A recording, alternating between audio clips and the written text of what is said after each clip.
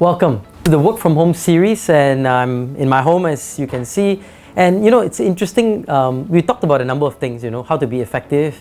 I thought today one of the things that's very interesting is managing the flow of ideas during a pandemic. When everyone's working from home, you still need ideas, you still need a lot of creativity, you still need a lot of ideas to keep flowing in the organization so that we can take action and execute and make the changes necessary, especially in these tough, turbulent times. Generally, most decisions and ideas, right, they have to flow to usually the senior leaders, right? Somebody has an idea, it flows up centrally to a senior leader or somebody big in the organization, and then it flows back and then it goes into execution mode.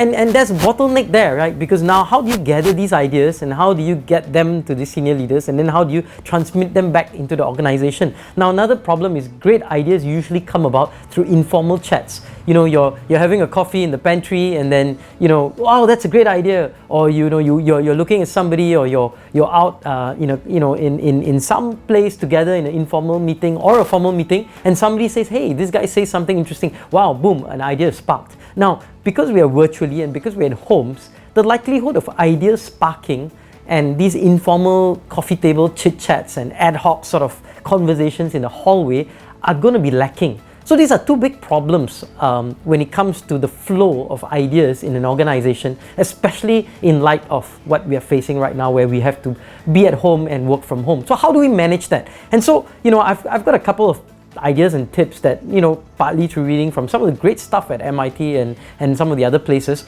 But one of the things that's, I think, very important to maximize idea flow is to really track it. Right? So, have a look at how many conversations are happening, how many informal conversations, how many, web hangouts or web conferencing or web chats that are happening out in the works, and this can be easily tracked using technology, right? I mean, we can see how many Google, especially say you've used Google, how many Hangout conversations and how many Google Meet meetings and so on. Or likewise, if you use Zoom, you're able to kind of have a sense of what type of conversation. And the more the conversations that are happening, the more likely ideas are being germinated and ideas are being created. So that's one way. Another way is to track the engagement. And again, in Leaderonomics, where we use tools like Happily, where you can easily track engagement levels. So there's many different ways to actually see what engagement levels are. So you got to figure out how do you push and maximize. And the first way to maximize idea flow is to track it, is to see how much that is being done. Now there are other couple of ways, and one of the things I think is very important is, remember, when during a meeting somebody asks, hey, does everybody agree? Now when we have virtual meetings, right, when you say does everybody agree, most people are muted. How do you get a response if somebody really doesn't agree? And it's tough, because most of the time when we are talking, some guy has an idea, and the loudest generally, who talks the most, tends to speak, and guys, you guys agree, and everybody sort of like is quiet, right? Because it's virtual. You can't see facial expression, you can't see, hey, what's the body language? Maybe you can sense a little bit, but you can't really see a lot of things when it's on a video call, right? So how do you zoom in? And to me, one of the things is basically when you have a decision, or when you say, does everybody agree, use some secret voting tools. There's a lot of tools out there where you can vote secretly, where you can create a poll, where you can, organize things that enable you to get some information in terms of what people are thinking. So kind of lower the social cost or focus on the psychology of people. By doing that, I think you're able to get more engagement and people feel heard. Hey, I didn't agree, and looks like the polls thinks like most people agree, I didn't, but I guess most people agree, so that's fine, right? So there's some sort of indication in that. So next, how do you enhance and maximize ideas? One way is to have an idea market. What's an idea market? An idea market is basically, where a place where people can just post ideas and win rewards.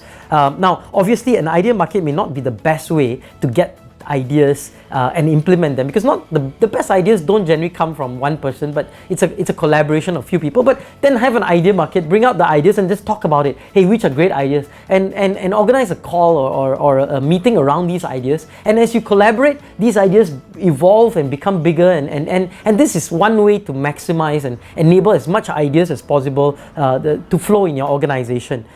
Finally, is really how do you bolster connections, minimize direct contact with people. And one of the ways, which we find is very easy is set up a buddy system. And we use a way called Mentor Cloud, where we just set up informal mentorships that happen around the company. So everybody has a mentor or many mentors, or you can swap mentors, and you can just have a conversation and chat, and you just exchange some information, and you can talk. And another way, if you want to take it further, is to create what we call Corona buddies. What's Corona buddies? And you can call it flu buddies, whatever buddies you want. But basically set up an informal system where one person is paired with the other. And we do this a lot at our Leaderonomics youth camps, where we pair youth with each other and say, hey, you guys own each other for the next 5 days. And you guys have to informally have conversations. You have to talk how things are going. You have to keep each other, sort of accountable, like a secret angel or some sort of a process where you actually get people to talk to each other. And this way, people can talk, ideas can flow, and if somebody, has a conversation, we also can know, hey, this person is not doing so well, and others can come and chip in and help the whole process. So, maximizing and managing the flow of ideas in an organization in times like this, especially when working from home, is not easy. But I think if we take a couple of steps, we're able to maximize it, and we're able to get the best. And remember, I always feel creativity, in times of crisis is when we become the most creative. And we as organizations need to put in place steps and processes to ensure that this creativity is maximized, that ideas keep flowing, and we keep having a process to take these ideas and find the best of them, implement them, and make a difference in our organization. All the best in working from home. Stay safe, stay well, and let's fight this together.